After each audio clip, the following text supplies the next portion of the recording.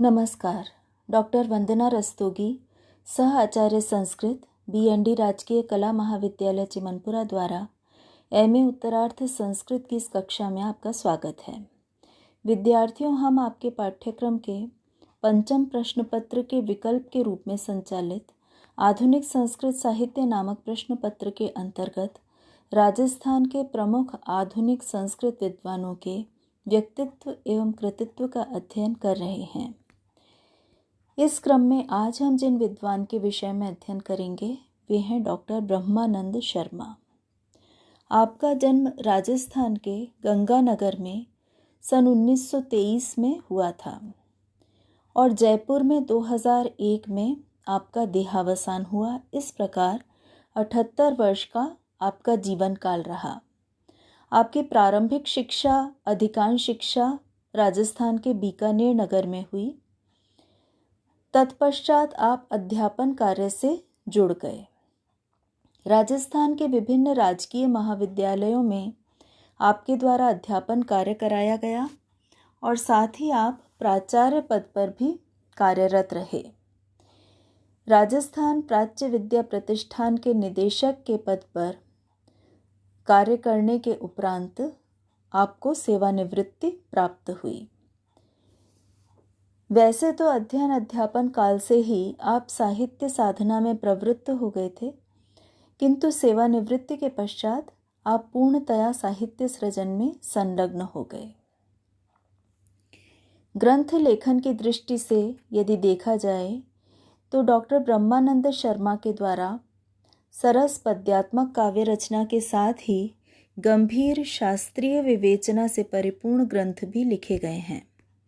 आपकी काव्यात्मक रचनाओं में प्रमुख हैं तत्वशतक और गंगोदय। तत्वशतक, जैसा कि नाम से ही स्पष्ट है, इस काव्य में 100 पद्य हैं क्योंकि शतक है और इस कवि ने अपने परिवेश का तत्वपरक, यथार्थपरक निरूपण अपने इस काव्य का प्रतिपाद्य विषय बनाया है। यह युग चेतना से समन्वित काव्य है जिसमें श्रमिक शोषण की मर्मस्पर्शी अभिव्यक्ति की गई है।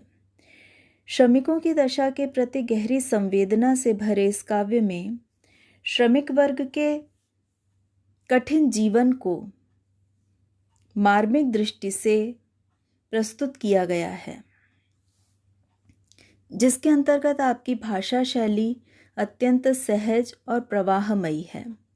कठोर श्रम करने पर भी जीवन में वंचित रह जाने वाले श्रमिक वर्ग के प्रति आपका कथन उद्धरणीय है। पादपो वारणासिक्तः वराकेण फलाशया फलमन्यत्र संलग्नम अश्रूणि चस्य नेत्रयोः प्रसादो निर्मितः शैत्ये विनिद्रेण श्रमात्मना कपोताः शेरते शून्ये निर्माता अनावृतो बहिः। यहाँ भाषा की प्रवाहशीलता, भावों की सघनता, ये आपकी काव्यगत विशेषताएं सहज ही स्पष्ट हो रही हैं। दूसरा ग्रंथ जो आपके द्वारा लिखा गया है वो है गंगोदय। यह 51 पद्यों वाला काव्य है जिसमें बीकानेर नरेश गंगा सिंह महाराज को नायक बनाया गया है। देश की दुर्दशा से खिन्न कवि ने देश की रक्षा करने वाले नायक के रूप में महाराज गंगा सिंह को चित्रित किया है।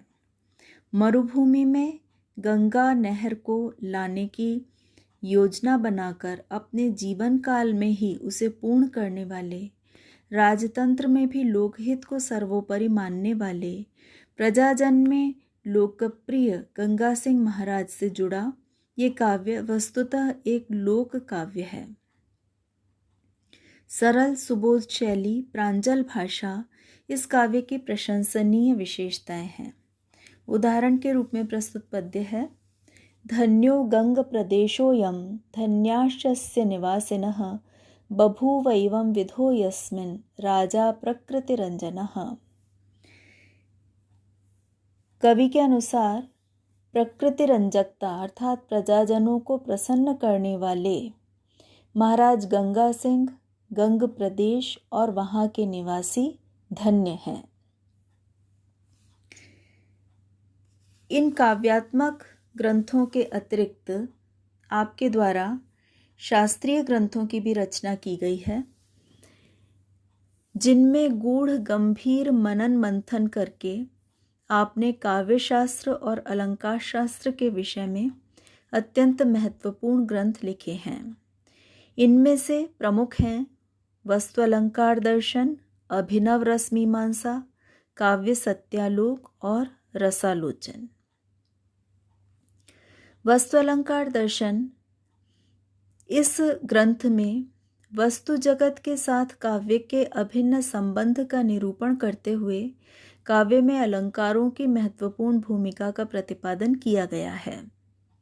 अभिनव रस मीमांसा प्राचीन आचार्यों द्वारा प्रतिपादित रस सिद्धांतों का विश्लेषण इस ग्रंथ में किया गया है और साथ ही इन रस सिद्धांतों पर युग चेतना का क्या प्रभाव है, इसका विवेचन एक अभिनव दृष्टिकोण से डॉक्टर ब्रह्मानंद शर्मा के द्वारा प्रस्तुत किया गया है।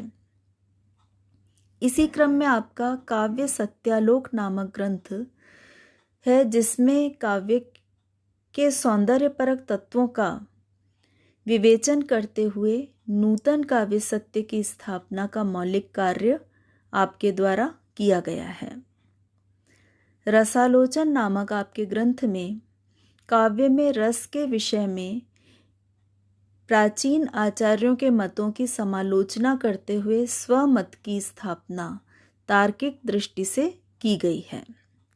इस प्रकार अलंकार शास्त्र और काव्य शास्त्र में नवीन मौलिक सिद्धांतों और मतों की स्थापना करके आपने संस्कृत साहित्य में नव युग का प्रवर्तन किया और साथ ही सरस काव्य रचना में लोक काव्य का निदर्शन भी प्रस्तुत किया।